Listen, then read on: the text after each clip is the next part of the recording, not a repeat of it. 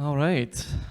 Well, Maha couldn't join as moderator, so they just invited me this morning to just speak here. So I'm super glad to take this role. So my name is Oskar, so I'll be your moderator for the day. And today we have really great discussion about the infrastructure, of course, for the Web3 space when it comes to tax and also regulation for DAOs, retail, and also, of course, institutional firms.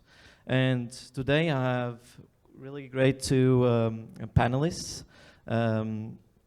First of all, I want to introduce Antoine Scalia. He's the CEO of Cryptio. They are offering tax software, audit, and also accounting tools for B2B segment. And then we have Berken Menges, who is head of marketing from CoinTracking. They're also offering tax software and solutions, but their concentration is B2C, so retail. All right, I think let's start before we might end a bit sooner this session because everyone wants to eat. So the first question would be from my side is, what's going on with the tax regulation and also environment for retail and also for the institutional side? Maybe Antoine, you could start with the B2B segment and what the institutions are thinking. Sure. Thanks for the introduction, Oskar. So yeah, so just maybe a 1 minute introduction on, so Cryptio is indeed, as you said, a back office solution for, crypto back office solution for companies dealing with crypto. So we deal with large crypto organizations like Consensus, doing all the back office of MetaMask, the Sandbox, and large companies like this, but also companies outside the space. We're working with the government of El Salvador, working with like one of the largest banks in South America, that type of stuff. So we're really into the accounting, tax, audit world for like large crypto enterprise. So yeah, to answer your question, so there's different ways to see that. I guess that so the tax regimes are pretty clear when it comes to like trading. Capital gains, gain taxes regimes for like, swap trading and stuff like that is pretty clear in kind of every jurisdiction. The different things that like are different are basically rates and how you compute the capital gains and stuff like that, but the regime itself is pretty clear. Even for companies that manage crypto assets for their clients, they have tax reporting obligations. They need to report some type of activity to like the tax authorities, and this also, be it in the US or soon with MiCA in Europe, would be pretty clear. When things start to be more complex is on new use cases. So when you think about like staking, for instance, when you think about rewards that you get on lending protocols, here like there is this way more uncertainty on how these things are taxed, and that creates a lot of complexity and a lot of optionality, which is not only like a bad thing for these institutions. Thank you so much, Antoine. But you could start with the introduction, then with the answer. Thank you. Yeah, thank you for the introduction, and maybe I could just give a quick introduction as well to CoinTracking. CoinTracking is the first ever portfolio tracker, a crypto portfolio tracker, as well as a tax reporter. So we've been founded in 2012, so there was no other competitor, so we had a really good first move advantage, but it was focused on B2C, so it started on its own, it grew organically, and since to this point, we're 10 years old now, and we've been developing a lot of things, so which we will get later on as well. And yeah, basically you can, as a normal user, you can just go and create an account, then have all the exchanges, all the DeFi platforms in forms of wallets as well when it comes to the public keys imported, so the transactions are on your dashboard. You have an overview of every investment you've ever made, since the blockchain is recording everything. And then you can, on the other hand, just export your tax report for your financial institution in your country, for instance. Yeah, and we're also developing the B2B part, of course. Antoine's way far ahead, and we're just exploring what kind of possibilities there are for us to help, and maybe even to navigate and help the space as well. And when it comes to the tax regulation, it's interesting because in Germany, for instance, where we are based, it is clearer. It's getting clearer, but it's still not that clear that people feel safe to do things. So a lot of people are still scared of trying to invest, and of course it's something that is a really important matter when it comes to regulation again, which is a really big topic, I think, in a lot of discussions today. And we have drafts which are coming from the Ministry of Finance in Germany, and we're also communicating with them and trying to navigate and even try to educate for a B2C perspective as well. And the German space, for instance, has a lot of trying to educate those people, but it's still it's hard to get that trust into these people, because obviously it's there are still some loopholes, some problems like NFTs or metaverse, which are not that clear yet, and so people are afraid to start. All right, I think it kind of lays down to the transaction side. Me as a user from retail side, I mean, I'm generating quite a lot of transactions. I mean, how easy is it for me like to track everything? And I would say, what are the challenges for enterprises and as well for retail? What kind of like we are facing when it comes to monitoring and also tracking all of my transactions when it comes as a company side and when it comes to a user side. So maybe you could start with the user side and then. Sure. So the hardest part is to aggregate the data, of course. So to have a overview of everything from B2C side now, which you've invested in, and then again have the reporting parts to classify all the transactions that have been made. And of course there are different types of transactions which also conclude to a different type of taxation again. So this kind of data is really important, and to get that data is not that simple sometimes. Sometimes it's easier and sometimes it's not. When it comes to centralized exchanges, this is also something we try to work on. We're working with different exchanges to have, let's say, an API connection or a CSVA data that can be uploaded into our software so that everything can matches and has a logical order as the blockchain even does. And on-chain, we get the data from DeFi platforms, and where we just you can put in the public key and everybody can else do that as well, so that since it's all open, and therefore we can extract the data from that. But this takes time, and there are also new blockchains coming up. There are also new trends coming up, and we're trying to keep up. And it's not that simple, since some trends are not that sustainable. They come and they go again, so we have to prioritize, and that is like the main challenge, to have get all the data aggregated in one point, so that the user himself can have the best value and navigate through that space. Yeah, thank you, Berken. Antoine? Yeah, on the B2B side, so obviously we share the same challenges, like coverage is a big one, integration with exchanges, as maybe some of you know, is like a nightmare. But we have like a specific focus at Cryptio, which is like all clients are mostly doing things on chain rather than like trading on exchanges. So getting data from the chain, especially for large enterprises that are being audited, is actually more complex than like what people think, and it's actually more complex than what we thought at the beginning when we started. So when we started, we thought like, okay, everything is on a blockchain. You have these tools called Blockchain Explorer, like Etherscan, for instance, for Ethereum, and everything is there. And so let's connect to these tools and do accounting on top of it. But quickly we realized, especially with like our first large clients that went through their first audit, that these tools were not meant for like the purposes of these enterprises. And there are a few reasons for that. One of them is completeness and accuracy. It's kind of a buzzword, so to speak, in the audit world. Like, you realize that these tools, for lots of technical reasons, they're missing transactions, they're missing movements. So you're not able to have like a consistent view of what's happening. That's the first thing.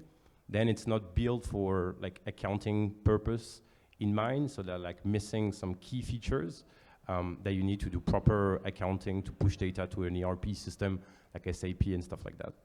So what we're doing is not only we take care of like the accounting side of things, but we're also helping these companies like collect all this data at scale from the chain in an auditable way, which basically means that like we run nodes for like all the major layer ones and we index all these chains.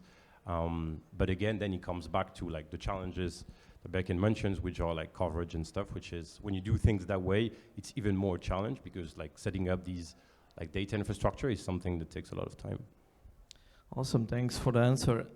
When it comes to tax regulations and also adoption, how it is impacting the adoption for institutions and also retail, and then when continuing with the question like how we are like facing this harmonization of tax, what are the challenges there? Antoine, maybe you could Sure. take. So yeah, I think as I mentioned, one of the key problem is mostly on the new use cases. And here you have kind of the problem where like things are moving very fast. You have like new use cases, new reasons why companies will want to use digital assets, NFTs and stuff. And so all these, it's very difficult for like regulators to catch up with things. But I think that on the company side, the most important thing is you basically need to be surrounded and collaborate on these questions with people that are having these discussions on where the tax regulation is going like every day. And so it means that you need to work with like accounting firms that are used to work with crypto clients. Usually these crypto accountants, they spend a lot of time with their peers to discuss the new use cases that they're seeing with their clients. It means also working with like people like us because we're working with a bunch of these different accountants and Big Four and stuff like that. Because it's about like making choices on things that are not clear, where you don't have a tax regime, document that and stick to it. And if you do it that way, usually you should be good. Thanks. Yes, and I agree. And what we're currently doing as well is to develop, since CoinTracking is used worldwide as well, so we're reaching out to different CPAs in different countries, trying to get the know-how of, okay, how should the tax report, for instance, look like for the individual customer user, and therefore try to evaluate. And it's from country to country, it's different. Our tax expert team is evaluating that, talking, having meetings, and this is taking a lot of time as well. And again, sometimes it's clear, sometimes it's not, sometimes there's a lot of room for interpretation, and when it comes to new use cases as well, it's even more complicated. And yeah, once that has a clearer path, I think this will ease up a lot of things. All right. How I can then track all these tax regulations, changes, like from retail side and also from like company side, like You read our blogs. okay. That's cool and easy. All right. Everybody knows here like FTX collapsed, everything else was pressured by other parties and also from the users and communities, and most of the central exchanges was facing like trust issues. So proof of reserves was one of the ways how central exchanges could gain the trust more. And when it comes to the big auditors, what happened? Why they did decline to audit central exchanges? What's happening there in this space? And what are your so-called thoughts on what are alternatives, I would say? Are you guys the best alternative is there or not? So we don't do audits. I'm not sure what you, Antoine, but what we see, and I think everybody can see that as well, is that it's a very complex topic. And a lot of firms are backing up because it's something you don't want to mess up. And since it's that complicated, I think the technique that is used is the Merkle tree technique currently, which is the best or efficient way. Still, it has its flaws, or its effectiveness is in question. But this, again, is something that will hopefully be better in the future. But I don't have a particular expertise to say anything in quality to that. thank you, Antoine. Yeah, so we're working with a bunch of audit firms, including a lot including some of the names that we saw in the media recently. I think the problem is they mixing different topics, right? So there is like audit of financial statements. This is like something that exists since a long time. Something that is mandatory, that needs to be done by audit firms that are like regulated bodies. There is like clear rules on how you should do things. That's one aspect. And then some of these firms decided to provide additional services to create additional trust, and especially following what happened with FTX. And this is at this point where like a proof of reserve comes in. So proof of reserve is not like a financial statement audit. And so therefore there's no rules on how you should do this. And if it's, the problem is that eventually the audit business is like a reputational business, right? Like if your name is linked to like a bad story, is linked to FTX or anything like that, obviously the reputation that will have on your firm will be very tough. The impact will be very tough, even though, and because it's the case for these firms that you saw in the media, even though you haven't like audited the entity that creates problem. Like you haven't audited another entity where everything, you have followed the rules and everything like were fine, and you audited the financial statement, you approved it, and you had, given the context that you had no reason not to do so. But because there is another entity which is not regulated, and there's like where the mess is, your like firm gets like sort of impacted by this. So we saw a lot of like pushback, a lot of these firms saying, like we stopped doing audit for clients, or we stopped working with these clients, or some media saying that these firms are stopping doing audit for clients, which is not exactly true. They're stopping like the proof of reserve thing until they found like better ways to do it. But they're not really stopping like the financial statement audits, because again, on that side, if they follow the rules, like they can't, like they should be fine. One thing that we saw working with all these firms is that one thing that is clear on both sides, on the proof of reserve side and audits of financial statements, is that there's a clear lack of like tools.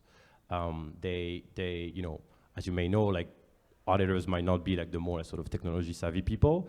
And so when they start to build tool internally, you know, the tools are not like the best tools that you can find.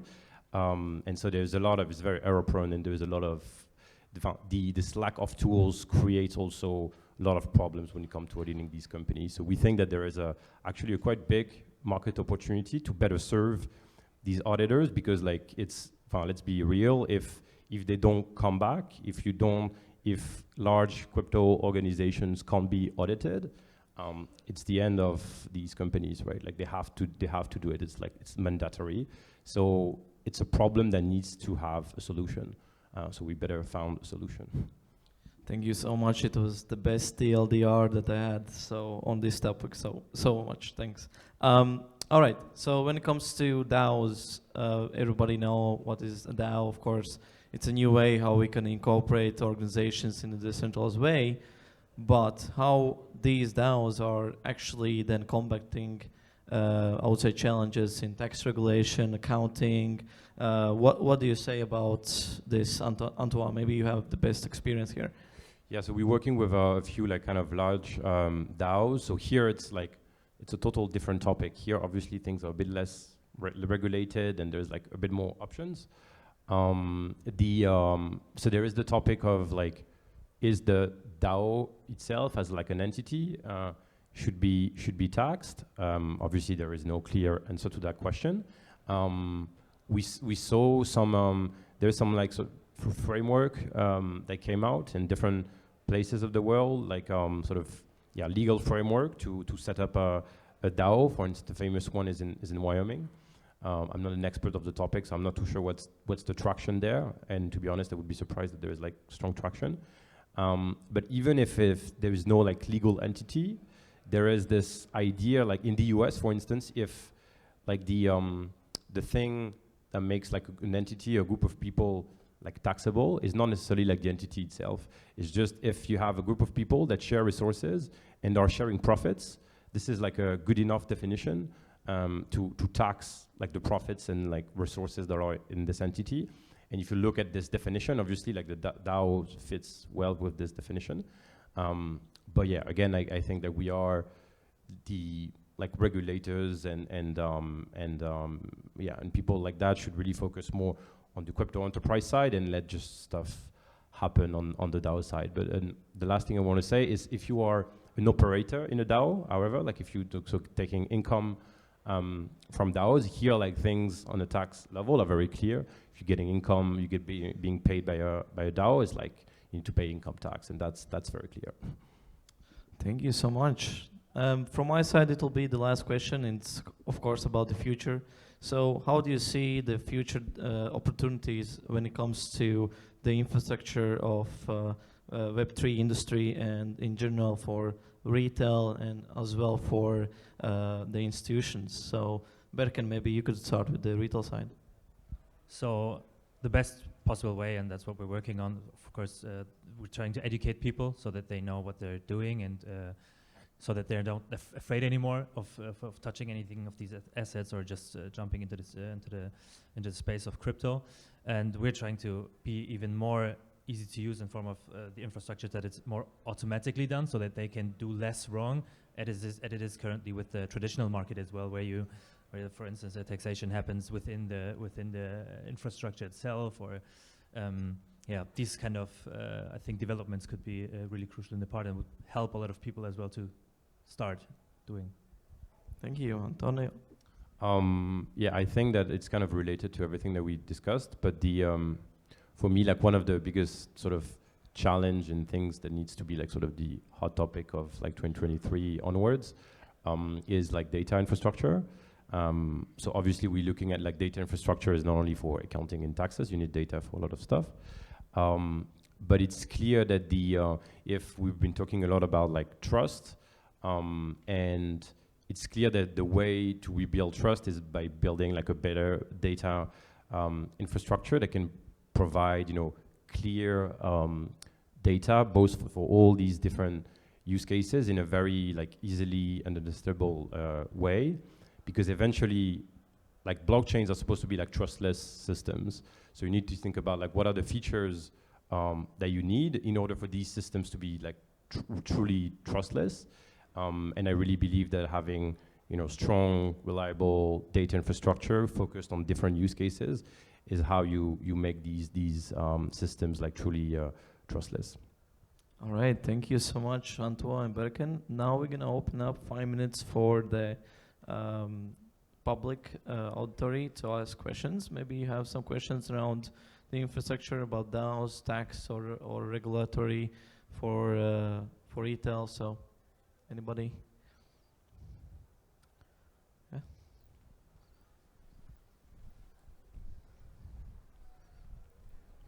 No tax advice.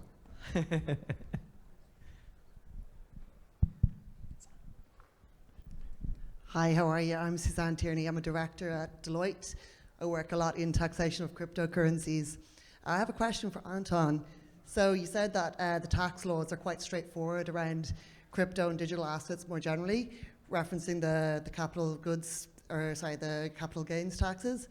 Have you done a lot of work in indirect taxes? Because generally speaking, although the law is quite clear, it was drafted in the 70s before even the internet. So the first step in order to understand the taxation is you'd need to review the use cases of what you're actually delivering to customers. And I'd argue that given that there's 90 odd countries in the world with different regimes, that it's quite complicated. It is. No, you're totally right. Like indirect taxes is like it's a huge topic. I was mentioning when I said like it's pretty straightforward is like for trading. I mentioned like the trading use case. So if you buy and sell cryptos and you're making gains on this is like pretty straightforward. But obviously, I'm not an expert in indirect tax and like for instance, I give you an example. Like we working with more than like 300 companies over the world, and like there is for none of them, they have a good way, and we don't even provide a good way either to track or then like to declare everything related to indirect tax. So it's like a big sort of blurry area where indeed you're right, there's a lot of work to do. Cool. Can I ask you one more question on the DAOs? Sure. Of course. Yeah, we have 3 minutes left, so please. Cool. So, just because I agree with you that the taxation of DAOs is very unclear and very inconsistent around the world. I was just wondering, in terms of what you're seeing, if anybody's challenging the taxation of a DAOs, are they looking through to the individual token holders, or would they look through to the people governing the DAO if there's a difference? You mean if you have like authorities that are going after the DAOs? Yeah, exactly. Control, or is it the tokens themselves? So I'm not too sure of this, but I don't think we have a lot of examples so far of that happening, in a sense that they're more going after Kraken and FTX and all the large like crypto enterprise than the small, the DAOs. Some of the DAOs are large, but like eventually compared to these companies, they're small. What we saw, for instance, is like someone before, like mentioning the example of Tornado Cash. In that specific example, they went to the most active contributors, who actually happened to be one of the largest token holders of the DAO. So I think their thinking is like, who are the individual, because even if it's decentralized, like let's be real, usually you have like large token holders. And given that everything is public, based on that example and based also on how I think should happen, they will look at who are the largest token holders, who usually sometimes are the largest like contributors, like developers and stuff. And they will go after these individuals, because if you don't have an entity, even if you have an entity in Wyoming, like I'm not too sure who you should like talk to in order like to attack this entity. And yeah, the contributors are kind of public facing, even though it could be like anonymous, but they're public facing and all the data is there. So I think that would be, it's not an advice, I don't want that to happen now, but that would be the way to go. Okay. Thanks very much. Thank you as well for the question. Anybody else wants to ask? Yeah, please.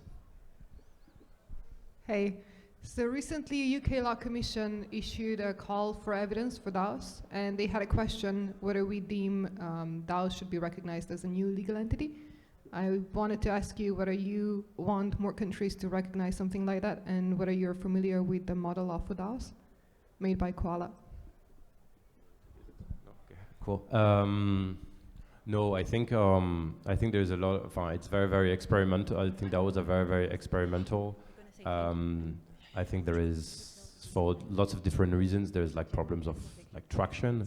And when the space or like technology or type of organization is that early, with still like lots of open questions, like existential questions on how these things should work, on what is the infrastructure that should be used, what are like the best practice in terms of governance. It's definitely not the time to say, okay, like this is like how you should do things. This is like, there's this legal entity framework that you should use. I think that we are way, way too early to be able to, not to be able, because as you're saying, like sort of regulators are asking the questions, but I think that it would be bad that like these type of regulations enter like in the near future, and it would be the same thing for, and then I will say the exact same thing for DeFi, for instance. Let the innovation happen. Thank you so much for the question. The time is up, unfortunately, but if you want to speak more, Antoine will be about B2B and Berken will be about the retail side. So thank you all for participating in this discussion, and see you soon. And Thank bon you, Oskar. appetit. Thank you. Enjoy the lunch.